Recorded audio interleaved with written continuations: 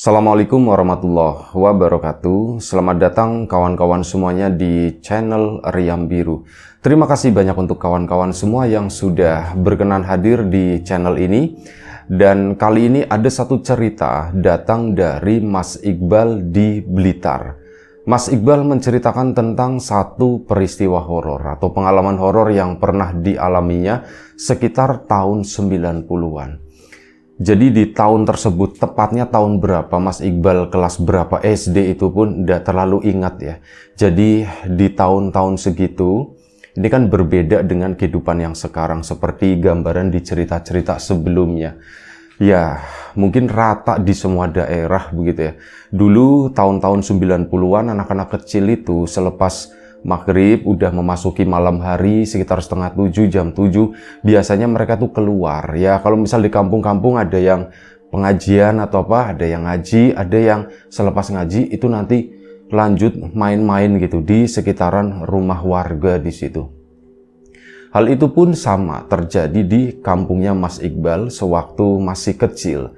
Selepas ngaji gitu ya sebentar, itu nanti langsung pada keluar ya main-main apapun musimnya. Jadi kayak ada musim-musimnya. Oh, ini kemarin habis gobak sodor gitu, nanti musimnya bentengan, nanti musimnya petak umpet, nanti musimnya dan sebagainya. Macem-macem seperti itu ya, ganti-ganti terus.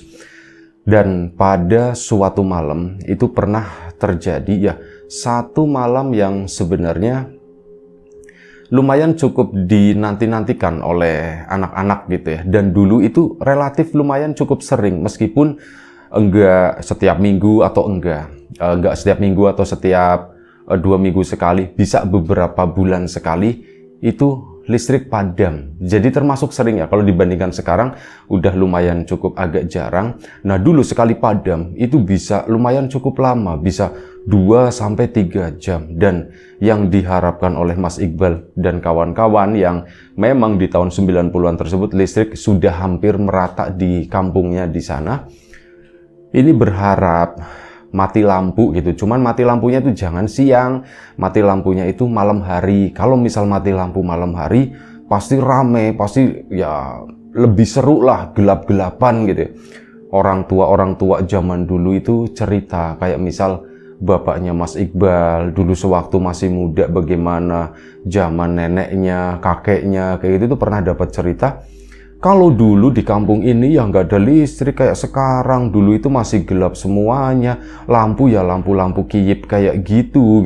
Ini cerita dari mereka. Mas Iqbal pun membayangkan. Pun dengan anak-anak yang lain, mereka itu bertukar cerita. Ya ceritanya kurang lebih itu sama seperti itu. Dimana kakek nenek mereka itu ya saling kenal satu sama lain. Dulu itu main bareng, termasuk orang tuanya Mas Iqbal dengan orang tua teman-temannya itu dulu juga teman sepermainan kayak gitu, memiliki cerita yang sama ya. Bahkan ada juga cerita-cerita horor yang pernah diceritakan orang tua mereka ke anak-anaknya. Tapi untuk kali ini memang nggak menceritakan cerita mereka, tapi pengalamannya Mas Iqbal langsung bersama teman-temannya.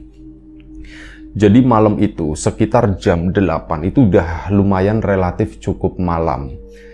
Dari jam, mereka sebelumnya udah main ya, udah keluar sama anak-anak yang lain kayak gitu kan. Nah sekitar jam 8 lagi asik-asiknya main di luaran sana, tiba-tiba listrik itu padam, gelap gulita gitu kan. Diem sejenak 1-2 detik, langsung mereka tuh teriak wah gitu, seneng listrik mati, listrik mati, listrik mati. Kayak gitu mereka tuh pada seneng. Dan satu persatu ya mereka tetap diam di sana gitu ya, di tempat tersebut nggak terlalu jauh pergerakannya. Satu persatu lampu-lampu lilin gitu, lampu minyak, sempor dan yang lain-lain itu mulai dinyalakan, cahaya pun mulai kelihatan. Nah di situ kalau misal jadi ini sepanjang Mas Iqbal mampu mengingat, ini adalah kali kedua semenjak ya Mas Iqbal itu bisa nginget itu ya. Ini adalah kali kedua listrik itu padam di jam segitu. Biasanya tuh padamnya tuh agak maleman, jam 10 atau apa. Ini kan anak-anak udah pulang, jadi momennya tuh kita itu udah pada masuk semua. Atau kalau enggak pas lagi musim penghujan gitu. Ini enggak banget lah. Nah ini tuh momen tepat banget Kita lagi berada di luar, kita lagi asik-asik main, lagi ngumpul di sana, tiba-tiba gelap gulita. Itu pengalaman yang benar-benar ya ini sangat jarang terjadi ya. Ini 2 kalinya.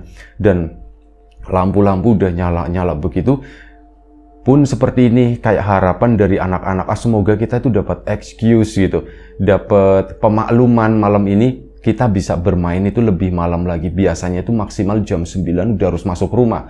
Ini kemungkinan bisa setengah 10 atau jam 10 gitu. Karena lagi kayak gini, orang tua juga yang tadinya di dalam rumah ini pada ikut keluar. Alhasil ya di kampung tersebut itu jadi rame gitu. Nah, saat rame tersebut biasalah anak-anak muncul ide, yuk kita explore, yuk kita main apa, yuk kita main apa, yuk kita itu aja yuk jalan-jalan ke sana, jalan-jalan ke sana.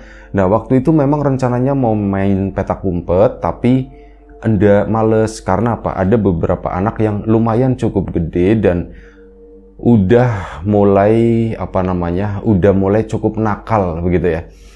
Udah mulai cukup nakal, mempengaruhi secara tidak langsung anak-anak yang usianya di bawahnya. Mungkin mereka itu udah usia 9 atau 10 tahun begitu, yang gede-gede ini ngomong, lagi listrik mati, kita ke itu yuk, kita ke gudang plastik katanya begitu. Gudang plastik, ngapain gitu? Ya kita ngambil plastiknya, nanti kan besok bisa buat main-main, bisa buat pasar-pasaran, beli-belian kayak gitu. Di situ anak-anak ini yang belum pernah termasuk Mas Iqbal itu jadi iya juga ya gitu. Yuk ke sana. Akhirnya ada berapa belas anak ini pergi semua ke tempat tersebut, ke sebuah gudang plastik di sana. Jadi di pinggiran kampung, ya masih deket-deket situlah, nggak terlalu jauh ya gitu. Pemiliknya itu juga masih warga kampung tersebut. Ini ada sebuah gudang yang ya tertutup tapi bisa dimasuki gitu. Tertutup tapi bisa dimasuki. Nah, dari situ mereka menuju ke sana dan setahu anak-anak, gudang itu kalau malam ya nggak dijagain, cuman ini loh, mereka itu tempat buat menyimpan plastik-plastik bungkus makanan. Ada kemasan gitu ya, misalkan apa sih nama jajannya itu lupa ya. Jadi si orang tersebut itu produksi jajanan, nah ini plastiknya gitu, plastik yang nanti dipakai buat bungkusnya ditaruh di gudang tersebut, banyak berkarung-karung. Kalau misal selepet ngambil satu gepok itu, wah ini bisa dipakai buat main-main, ini bisa dijualin bahkan gitu ya, itu kayak gitu. Dan akhirnya mereka pun masuk ke sana, ya gelap-gelapan, cuman ngikutin anak-anak yang gede menuju ke tempat tersebut. Akhirnya sudah masuk ke sana ya dengan perasaan yang takut gitu. Pintu besi, tapi pintu besinya memang dirantai. Cuman rantainya tuh nggak kenceng banget. Ya bisa dimasukin anak-anak kecil selep-selep ke situ tuh bisa. Mereka satu persatu pun tiba di gudang itu dan mulai memasuki. Mas Iqbal sendiri awalnya tuh ragu. Aku kalau masuk ke sana nanti gimana? Ini kan nyolong gitu ya. Ini tuh nyuri, ini tuh nggak baik.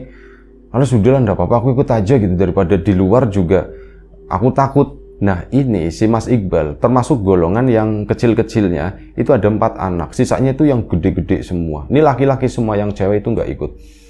Masuklah ke sana ke dalam gudang itu. Ya gelap banget, nggak ada lampu sedikit pun, dan ini anak-anak yang gede sepertinya tahu lokasinya itu di mana. Mereka pun ambil di waring atau karung di salah satu sudut ruangan tersebut.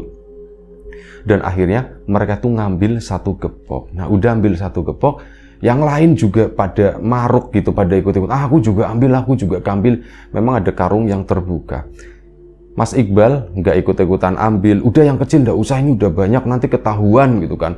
Udah habis ngambil dari gudang tersebut, mereka itu berniat keluar. Nah, saat berniat keluar tersebut, mereka itu tiba-tiba mendengar ada suara, wah gitu. Kayak ada yang manggil, tapi suaranya kayak ada yang menyapa, tapi suaranya tuh gede. Wah.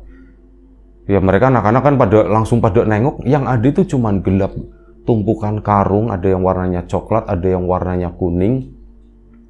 Lumayan terlihat, agak sedikit terlihat karena ya backgroundnya itu jadi terang kan, warnanya putih, warnanya kuning, warna-warna coklat gitu. Ini di sana ada 1 sosok yang berdiri Dan menurut Mas Iqbal, seingat Mas Iqbal, kebetulan dia itu juga melihat ini sosok berdiri, kayak sosok tinggi besar gitu ya. Kalau diukur-ukur mungkin sekitar 2 meter lah waktu itu tingginya. Ini begini, tangannya panjang, warnanya tuh hitam semua. Dan di bayangannya Mas Iqbal, ini kayak seolah-olah sosok tersebut itu rambutnya itu panjang. Melihat kayak gitu, anak-anak tuh langsung lari, ya namanya lari. Gerbang itu kan sempit gitu. Wah, dorong-dorongan ini yang anak-anak kecil itu jadi paling belakang keluarnya, yang gede-gede dulu serap pada keluar. Bahkan plastik itu pun sempat ada yang berhamburan di sana. Mas Iqbal yang keluarnya itu terakhir, bener-bener terakhir, tapi dia itu nggak bawa plastik, nggak bawa apa. Masuk ke sana, slep, keluarlah. Saat mau keluar baru begini ya, udah ngelewatin pintu. Ini kayak ada yang nepuk pundaknya, kayak ada yang megangin gitu. Wah, Mas Iqbal langsung narik-narik aja, sementara yang lain itu kan langsung lari ke sana. Ini Mas Iqbal akhirnya berhasil keluar. Nah, dari situ Mas Iqbal sempat nengokin sejenak, meskipun gelap, tapi seolah-olah kayak aku tuh masih bisa melihat di sana dalam kegelapan itu ya. Begitu dilihat memang kayak ada satu sosok, ini lagi ngintip di balik pintu tersebut. Mas Iqbal pun tidak tahu itu apa, tapi anak-anak yang gede, tiba-tiba mereka tuh berbisik, mereka tuh ngobrolin sesuatu. Tuh kan bener kan, ada yang jagain kan, itu kan ini peliharanya si Pak Mas Duki. Pak Mas Duki itu pengusaha itu tadi, jajanan itu. Peliharanya Pak Mas Duki, iya itu yang suka, itu sih ambil-ambil tumbal, kan yang bekerja di tempat ini sebelumnya ada yang meninggal gitu kan. Ya ngomong-ngomong kayak gitulah. Intinya obrolan tersebut itu ngomongin kalau Pak Mas Duki itu pesugihan, dan sosok yang di sana itu adalah yang itu pesugihannya, disuruh jagain gudang di situ supaya nggak ada yang nyuri. Nah, ini anak-anak gede sebenarnya udah mendengar cerita tersebut, tapi lupa katanya. Iya, aku juga nggak inget ya ada begitu-begitu. Ya wis, udah ndak apa-apa. Kamu dapat berapa? Kamu dapat? Aku jatuh tadi, memang ada yang jatuh. Dan akhirnya mereka pun ngumpulin ini plastik tadi, plastik itu. Terus ini mau ditaruh di mana? Dompetnya yuk di rumahku aja. Nah, waktu itu ada si namanya Rio, anggap aja gitu ya, si yang anak gede ini. Udah bawa ke rumahku aja. Disimpan di sana, dikumpulin di sana. Yang penting punya aku sekian, punya kalian sekian, kayak gitu kan. Mas Iqbal sendiri juga berharap aku dibagi dong atau gimana, cuman nggak berani ngomongin hal tersebut. Mereka pun berjalan dalam kegelapan malam, runtung-runtung itu belasan anak menuju ke rumahnya Rio. Nah, rumahnya Rio sendiri memang agak sedikit terpisah. Nah, mungkin sedikit gambaran gitu, ini versinya Mas Iqbal ya. Rio itu lahir di keluarga yang memang kurang mampu. Jadi dari segi rumah itu pun rumah gubuk. Bapaknya itu seorang kayak pekerja serabutan lah, sesekali beca atau apa gitu ya. Dan ya lebih banyak serabutannya, apapun dikerjakan. Ibunya sendiri itu karena Rio adiknya banyak, akhirnya apa? Ibu pun sibuk ngurusin adik-adiknya, jadi nggak ikut bekerja kayak gitu, atau ya sibuknya tuh masak, ngomong anak. Adiknya Rio sendiri di usia segitu waktu itu tuh udah 4, jadi emang banyak begitu ya. Nah, ibunya sibuk itu. Ya, ini gambaran aja tadi seperti itu, dan mereka tuh menuju ke rumah gubuk tersebut. Ke sana, kebetulan ibunya si Mas Rio itu lagi nggak ada, keluar. Bapaknya itu biasa masih mencari nafkah ya, malam-malam itu masih mencari nafkah. Ibunya pun mungkin karena listrik mati atau apa, mungkin takut di rumah sendirian sama anaknya yang kecil, mungkin pergi kemana gitu ke salah satu tetangganya. Rumah itu benar-benar sepi, tidak ada siapa-siapa. Nah, ini belasan anak ini akhirnya masuk ke dalam rumah tersebut. Untuk pertama kalinya Mas Iqbal masuk ke rumahnya Rio. Ya, rumahnya begitu gitu ya, sangat sederhana, lantai pun masih dari tanah begitu ya. Kondisinya memang kayak gitu, dan Mas Iqbal pun akhirnya ini bagi-bagi gitu. Udah sini simpen, sini tak taruh di belakang, plastikin, diplastikin segala macam bla bla bla bla. Dan waktu itu ada suara di luaran sana. Ini kayak suara bapak-bapak atau apa, beberapa orang ini lagi ngomongin itu tadi ada yang masuk ke gudangnya Pak Mas Duki itu, di sana ada ribut-ribut, ada yang ngomong seperti itu. Dan anak-anak kan waduh, kita ketahuan atau gimana, itu nggak tahu siapa yang ngomong ya. Loh, ini kayaknya ngomongin kita. Iya, tadi ada yang ke sana. Itu anak-anak pada lari semua, nggak tahu. Ini pasti ngambilin plastik. Oh, cek dulu sana. Akhirnya kayak gitu. Mereka pun rombongan itu ke sana. Nah, ini anak-anak kan ketakutan. Loh, nanti ketahuan gimana? Udah dompetin. Akhirnya diumpetin di situ. Mereka pun ngumpet di sana. Mas Iqbal kepikiran, aduh kalau di sini aku tuh udah pengen pulang. Ini tuh udah malam, lagian aku juga nggak dikasih bagian plastiknya itu. Aku nggak dapet apa-apa, mau ngomong juga nggak berani karena anak kecil.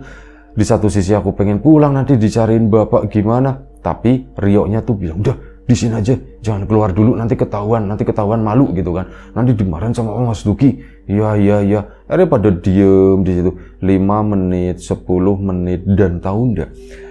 Tiba-tiba ini yang dirasakan oleh Mas Iqbal. Rasanya kayak ada gempa bumi. Rumahnya si Rio ini kayak goyang sedikit, ngek, dan ada bunyi kreat. Rangkanya kan masih pakai kayu bambu semacam itu, jadi kan kedengeran itu kreat. Yang lain juga merasakan. Yuk, rumahmu goyang yuk, kata si itu ya. Iya, rumahku goyang yuk. Wah, ini lindu, kata si anak-anak tersebut. Masa lindu yuk? Iya, kayaknya ini lindu. Tapi gimana yuk, kita keluar atau gimana yuk? Udah, kita di sini dulu aja, lindunya masih kecil. Nah, ini kan ada lampu-lampu minyak di situ kan. Lampu minyak pun mulai goyang-goyang sedikit kayak gitu. Lindu itu memang rasanya tuh nggak terlalu besar, tapi masih kecil gitu. Dan mereka pun bertahan selama beberapa menit di tempat tersebut sampai akhirnya di arah genteng itu tiba-tiba ada suara. Kayak genteng itu diturunin. Kayak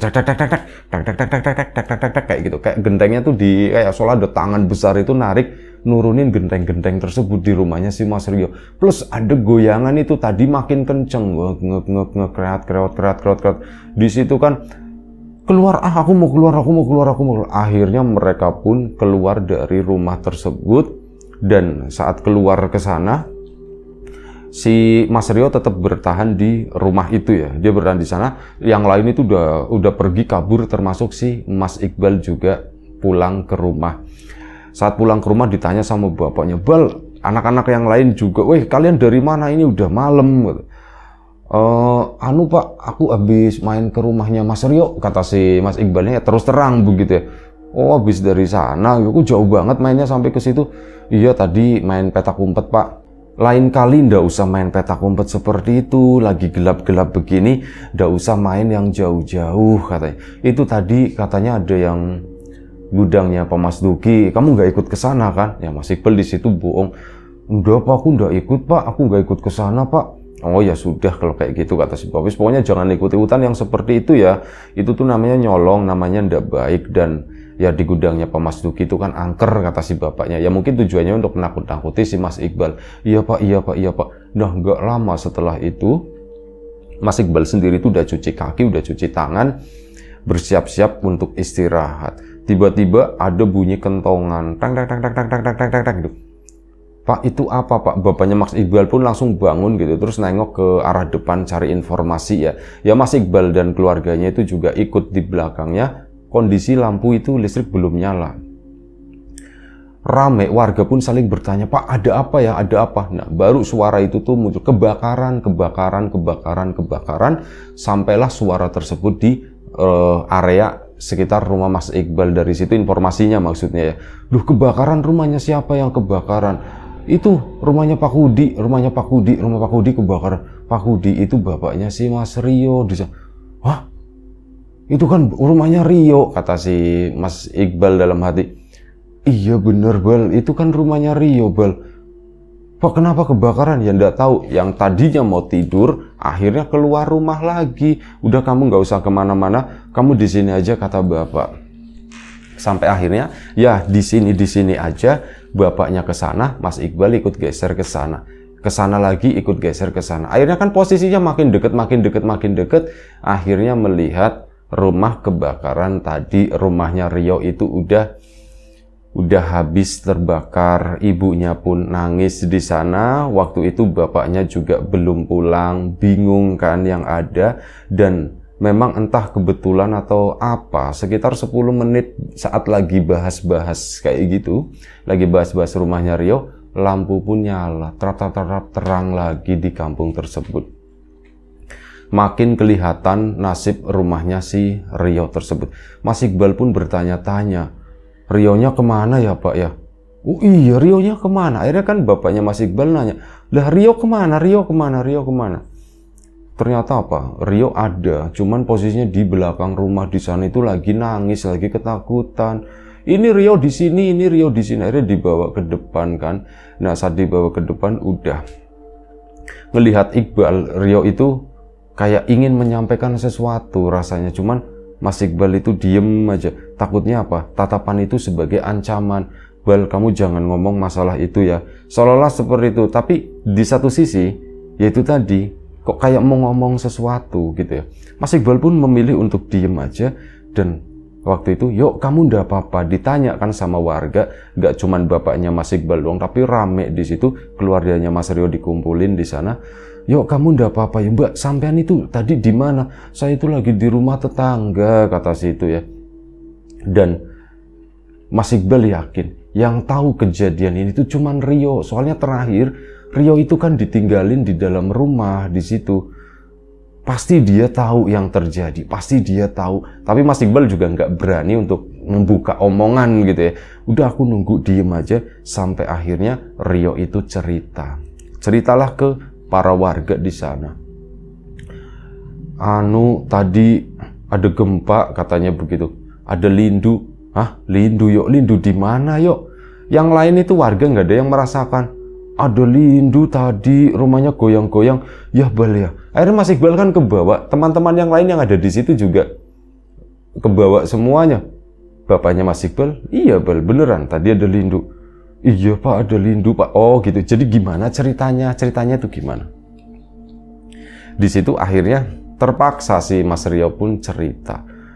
Oh ya, gara-gara pertanyaan begini, kenapa kalian semua ke rumahnya Rio itu kenapa? Ada yang nyeplos gitu, ada yang celemong. Habis itu ngambil plastik. Nah dari situ kan akhirnya gudang masalah. Oh jadi kalian yang tadi masuk ke gudangnya Pak Mas Duki. Iya, kami yang ini, kalian yang suka ngambilin plastik ya katanya. Iya, kami ngambil sedikit buat main-main gitu. Lain kali itu ndak usah ngambil, nyolong kayak gitu, ndak usah. Tinggal minta, nggak apa-apa, dikasih sama Pak Mas Duki katanya. Gitu. Iya, oh akhirnya gitu kan ketahuan. Jadi kami itu habis ngambil dari plastik, mau dikumpulin di rumahnya Rio di sana. Akhirnya kami pun ke situ, ke rumah semuanya belasan anak. Rame di dalam, tiba-tiba oh iya saat di gudang kami tuh ngelihat begini gitu. Nah mulai mencekam lagi warga yang mendengarkan cerita tersebut, melihat satu sosok hitam dan ya ada bisikan-bisikan kayak gitu. Itu punyanya Pak Mas Duki kali, peliharaannya Pak Mas Duki kali gitu ya. Pesugihannya, cupangnya Pak Mas Duki kali. Ya ngomongnya seperti itu, ada bisikan-bisikan kayak gitu yang didengar oleh Mas Iqbal dari warga sekitar. Pak Mas Duki sendiri nggak ada di sana. Mas Rio pun melanjutkan, kami pun ngumpul ke rumah dan saat di dalam rumah ya kayak gitu, rumahnya itu goyang-goyang katanya, goyang-goyang sendiri. Ya Bal ya, lagi-lagi begitu. Iya bener ada lindu, warga bilangnya nggak ada lindu sama sekali. Ya udah dilanjutkan yo ceritanya. Nah setelah itu ini anak-anak pada, soalnya tambah kenceng, genteng aja pada bunyi kayak pada turun tak gitu. Pada takut, kalian pulang. Aku kan masih di dalam di situ. Aku udahlah di dalam aja. Ini goyangnya tuh makin cepet, kata si Mas Rio. Goyangnya makin cepet dan akhirnya lampu yang ada di tembok itu jatuh, teplak, minyaknya tumpah. Ini kan kayu semua ya, anyaman bambu nyiprat ke situ. Ya nyala, kebakar, kata si Mas Rio. Lah yo kok bisa seperti itu? Aku juga ndak tahu Mak, kata si Mas Rio-nya. Aku nggak tahu Mak, aku juga Bukan aku yang jatuhin, itu jatuh sendiri. Orang rumahnya itu goyang-goyang kayak ada lindu semacam itu. Sampai akhirnya apa? Ya sudah, kata si Mas Rio. Aku udah tumpah kayak gitu. Aku ada yang narik, Mak, kata si Mas Rio. Kamu ada yang narik? Siapa? Ditanyakan. Yang narik itu yang ada di gudangnya, yang ada di gudang plastik, nyebutnya tuh begitu, nggak berani menyebutkan nama Pak Mas Duki. Yang ada di gudang plastik. Di situ aku ditarik ke belakang sana, udah cuman ditarik. Pas aku nengok-nengok, kok nggak ada sih itu. Aku cuman ya ketakutan di sana. Aku mundur, lah rumahku kobong gitu, rumahku kebakaran. Di situ baru aku ngeh, situ yang narik aku, Mak, itu ada di sampingku, Mbak, lagi jongkok. Mas Rio kan ya masih kecil gitu ya. Ini tuh gede, bener-bener gede, tapi bukan gede yang gemuk gitu, enggak. Gedenya tuh tinggi, badannya tuh keker, cuman warnanya tuh hitam semua, nyemprot. Rambutnya itu panjang, bahkan sampai mukanya tuh hitam, matanya pun hitam. Ini kelihatan dari kilatan-kilatan cahaya rumahnya Mas Rio yang kebakaran di situ. Kok ada yang kayak gitu, ini siapa? Aku nangis, Mak, di situ. Aku nggak berani kemana-mana, udah nangis, ditutup terus begini. Aku nggak berani ngeliat kemanapun. Dan akhirnya itu tadi, kenapa Rio itu dianggap hilang, ternyata dia itu lagi ketakutan di belakang situ. Itu siapa ya, itu siapa, gimana ya. Nah, dari sana pun ada yang mengambil kesimpulan masalah gempa itu tadi. Nggak tahu gitu, sebenarnya ada beberapa versi, ada beberapa pendapat di sana. Satu pendapat itu gara-gara Rio, ini pendapat paling banyak, gara-gara Rio ngambil plastik punyanya Pak Mas Duki. Pak Mas Duki itu disinyalir melakukan pesugihan, memelihara sesuatu sosok kayak gitu di gudangnya, gak terima, diikutin sampai rumah, akhirnya digoyanglah rumah tersebut sampai akhirnya terjadi kebakaran. Itu versi yang paling banyak dipakai oleh warga tetangganya Mas Iqbal. Tapi ada versi yang lain, ada pendapat lain. Bukanlah justru sosok itu yang kayaknya nolongin Rio. Kejadian tersebut memang sudah tertulis, bakal terjadi gitu ya. Bakal terjadi kebakaran, bakal terjadi apapun itu gitu ya. Dan rumah itu digoyang, memang benar bisa jadi itu rumah digoyang, atau perasaan anak-anak tersebut merasakan seolah-olah itu digoyang supaya apa?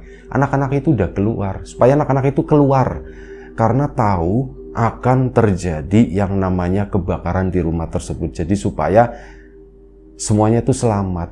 Rio masih di situ, dan saat terjadi kebakaran, Rio itu ditarik sama sosok yang entah siapa itu gitu ya. Nah, ini pendapat yang kedua, tapi pendapat yang kedua itu tidak populer. Populernya itu justru yang pertama, dan di situ kayak makin menguatkan bahwa Pak Mas Duki itu pesugihan. Kasihan juga Pak Mas Dukinya, ya. Dia nggak tahu apa-apa, tapi justru karena ada kejadian tersebut, ini disangkut pautkan dengan dirinya. Dan ya sudah, akhirnya kayak gitu sih. Warga pun bahu-membahu keesokan harinya, bangunin lagi yuk, bangunin lagi. Akhirnya dibangun lagi, dan ternyata Pak Mas Duki itu nyumbang. Dia tuh belakangan baru diketahui kalau materialnya itu yang beliin Pak Mas Duki. Itu aja satu cerita dari Mas Iqbal. Selanjutnya Mas Iqbal itu nggak tahu karena masih kecil gitu ya. Itu aja, terima kasih banyak Mas Iqbal. Kawan-kawan di rumah juga terima kasih banyak atas support dan dukungannya apapun itu.